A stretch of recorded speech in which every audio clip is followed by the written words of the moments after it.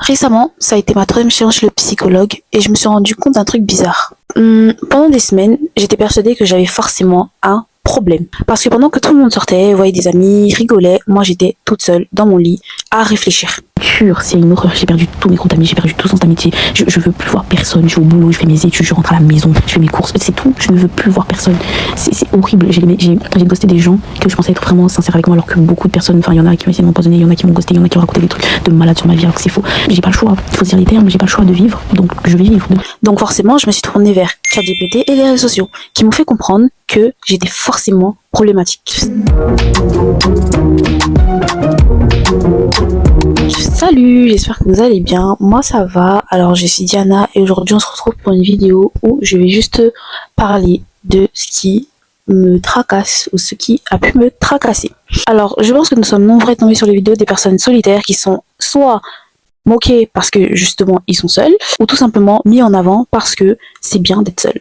Tout d'abord, sur les réseaux sociaux, il y a deux types de discours sur la solitude. D'un côté, on a ceux qui disent que si tu es seul, c'est ton problème, que tu devrais sortir, voir des gens, c'est normal, c'est de ton âge, il faut sortir, explorer le monde, profiter. D'un autre côté, tu as ce type de contenu où les gens disent que si tu es solitaire, bah c'est que tu es spécial. TDAH, TSA et tout ce qui va avec. Et justement, quand tu vois ce genre de contenu, tu te demandes est-ce que je suis juste solitaire ou j'ai un problème? Et c'était mon cas. Je suis même arrivée au niveau où je me demandais est-ce que je suis volontairement solitaire ou je subissais cette solitude. Forcément, moi étant couchée sur mon lit en train de me dire oh, ça veut dire que j'ai un problème, donc oui, je suis pas normale. Et j'ai commencé à angoisser parce que j'étais seule. Et justement, c'est ça le piège. Justement, les réseaux sociaux amplifient énormément le sentiment de solitude des jeunes. Parce qu'on n'arrête pas de comparer nos vies et à écouter ce qu'on nous dit sur les réseaux sociaux alors que c'est pas forcément vrai et encore moins sur ChatGPT. D'un côté, j'ai commencé à parler à ChatGPT qui a commencé à me dire que oui, peut-être que tu es TDAH, TSA et tout ce qui va avec. Et puis je suis là, ah, peut-être qu'il a raison. J'ai commencé donc à comparer toute ma vie avec ChatGPT et il m'a dit que oui, j'étais TSA, oui, c'était forcément ça. Et je tombais sur des vidéos qui disaient que tu es forcément TSA si tu es comme ça, si tu fais ceci. Et moi aussi j'étais là, oh, c'est sûr, c'est ça. Donc ni une ni deux, je suis allée voir mon médecin, je lui ai dit voilà, je suis bizarre et tout, je me sens pas bien. Donc elle m'a forcément donné une ordonnance chez un psychologue. Wait, pour ceux qui ne savent pas, je suis noire. Voilà, ça se voit. Et donc chez nous les noirs, aller voir un psychologue, c'est pas très, c'est pas le quotidien de tout le monde, voilà. Sachant qu'en plus, je suis considérée comme une bounty, donc née grandie en France, avec une voix, des habitudes, on va dire ça comme ça. Donc, aller voir un psychologue, oui, c'est un truc de bounty. Et non, ce n'est pas un truc de noir. Ça, c'est la mentalité de beaucoup de personnes d'ailleurs. Comment vous expliquer? Mon premier rendez-vous chez mon psychologue, je suis directement arrivée, je lui ai dit voilà, bon, moi je sens que je suis bizarre, je suis pas normale, donc dites-moi ce que j'ai. C'est ce que je lui ai dit, en gros.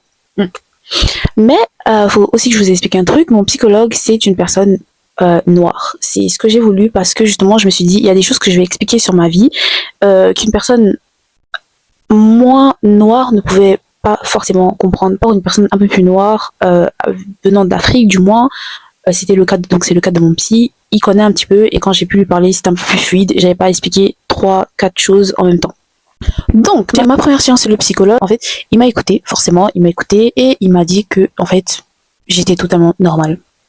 Donc forcément, la déception, parce que j'étais en mode, bah non, Instagram, les réseaux, TikTok, ChatGPT m'a dit que j'étais pas normale, donc je suis forcément pas normale. Donc forcément, vous imaginez bien que je ne voulais plus retourner là-bas. Et il m'a donné une séance à quelques jours près, donc je suis allée quand même à la deuxième séance, et en vrai, je me suis un peu plus posée, et je me suis rendu compte, pas beaucoup, mais je me suis rendu compte un petit peu des choses.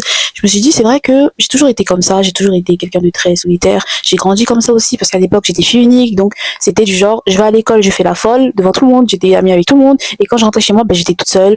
Du coup, les animés, les mangas, enfin voilà, j'étais vraiment dans mon coin. Ça faisait un peu cette double personnalité que j'ai là, d'être extravertie et à la fois introvertie, et c'est normal. Et le fait que justement, quand j'arrive plus à être extravertie, quand mon quota social est épuisé, j'ai besoin d'être seule, je me complète dans la solitude, voilà. En gros, c'est ce que j'avais besoin d'écouter. Bien évidemment, on a parlé de beaucoup de choses. Il m'a posé énormément de questions sur le fait quand je suis partie en Afrique, comment j'ai vécu ça, donc forcément un peu mal. Bref, il m'a parlé de beaucoup de choses que je pensais avoir aussi reprimées, d'avoir gardé sur moi, de ma relation avec ma mère, de ma relation avec mon père. Avec mon père, bon, forcément, il est très mauvaise parce que je ne lui parle plus et je ne le connais même pas, au final. Après la deuxième séance du psy, je me suis rendu compte que j'étais déjà comme ça. Et c'est vrai que ça m'a aussi permis de me remettre en question par rapport à pourquoi en fait. Parce que c'est vrai que c'était la faute aux réseaux sociaux, ChatGPT et tout ce que tu veux. Mais en fait, avant le nouvel an 2025, j'étais déjà mal dans ma peau, entre parenthèses, par rapport au fait que en 2025, j'ai eu énormément de hauts et de bas. Envers beaucoup de personnes. Et en fait, à un moment donné, je me suis rendu compte que pourquoi est-ce que je voulais toujours des explications alors que la personne en face, elle fuyait les explications parce qu'elle ne l'en voulait pas. Elle me fait du mal et puis basta, pour elle, si c'est rien. Donc pourquoi est-ce que c'est à moi de devoir demander des explications? Et je me suis rendu compte que je voulais aussi toujours beaucoup me justifier ou m'expliquer alors qu'en réalité, les explications, ils en ont un peu rien à foutre, tu vois.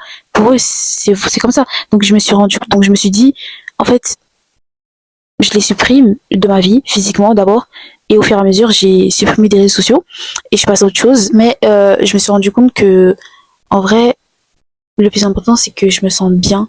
Et c'est vrai que je me suis aussi remise énormément en question, justement, après la séance chez le psy, parce que je me suis rendu compte que, en fait, j'ai toujours été très solitaire. J'ai toujours été seule, j'ai toujours su quoi, comment faire, parce que on m'a éduqué comme ça, ma mère étant une mère solo, elle m'a éduqué comme ça à toujours savoir quoi, comment faire les choses. Donc c'est vrai que je me suis rendu compte que en fait je me suis un peu extravertie, j'ai changé la personne que j'étais pour pouvoir plaire à un groupe d'amis, pour pouvoir être acceptée dans un groupe d'amis, parce que j'ai toujours voulu, quand j'étais, je pense comme beaucoup de personnes quand j'étais petite, avec notre génération qui avons grandi avec Disney Channel, Nickelodeon et autres, je voulais faire partie des groupes en fait. Je voulais vraiment être amie avec des groupes, je voulais être dans des groupes d'amis en fait. C'était mon rêve, j'ai toujours voulu avoir une meilleure amie, et je me suis en fait j'ai changé ma nature pour plaire, pour être quelqu'un que je n'étais pas du tout. Et c'est là où je me suis rendu compte qu'en fait il y avait quelque chose qui clochait sincèrement avec moi, parce que c'était pas moi, c'était vraiment pas moi. Et je me suis rendu compte justement après ma séance chez le psychologue qu'en fait je cherchais des explications à travers les réseaux, à travers ChatGPT, alors qu'en fait, c'était tout simplement pour fuir ma réalité. Parce qu'en fait, je me suis rendu compte que quand j'étais avec ces groupes d'amis, j'étais constamment dehors, constamment en train d'être chez les gens, manger chez les gens.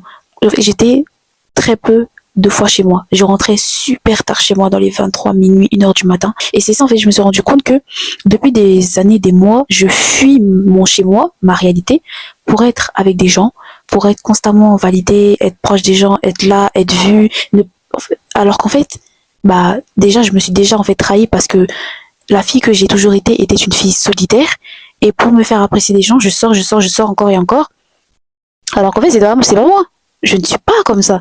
Et c'est en fait à travers ça, c'est à travers le psychologue, je me suis rendu compte qu'en fait, je cherchais une explication rationnelle avec les réseaux sociaux, ChatGPT, tout ça, alors qu'en fait, c'est parce que je me suis un peu dénaturée. Je n'étais plus moi-même avec toutes ces sorties, alors qu'à la base, je suis quelqu'un de solitaire.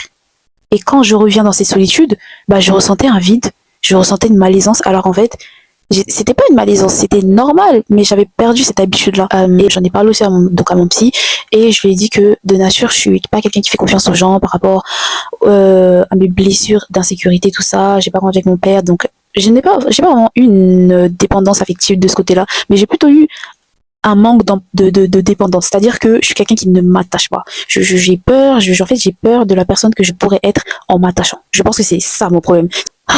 Bref, aujourd'hui, donc il y a quelques jours de cela, j'ai eu ma 3e séance, et en vrai ça s'est bien passé. Ça s'est bien passé, et c'est vrai que j'ose beaucoup plus parler de moi-même, parler de tout ce que j'ai à dire, parce que je me sens mieux. Donc oui, le vrai problème c'est pas moi, mais les réseaux sociaux qui m'ont fait croire que je devais être quelqu'un d'autre, parce que celle que j'étais n'était pas assez bien. Donc oui, quand tu passes autant de temps sur les réseaux sociaux, tu finis par croire que beaucoup de choses sont normales alors que ça ne l'est pas. Donc déjà, s'auto-proclamer ou s'auto-diagnostiquer TDAH, TSA, ou aller demander à ChatGPT, ou bien voir des vidéos sur les personnes qui disent que oui, si tu es solitaire, ça veut dire que non, va voir un psychologue.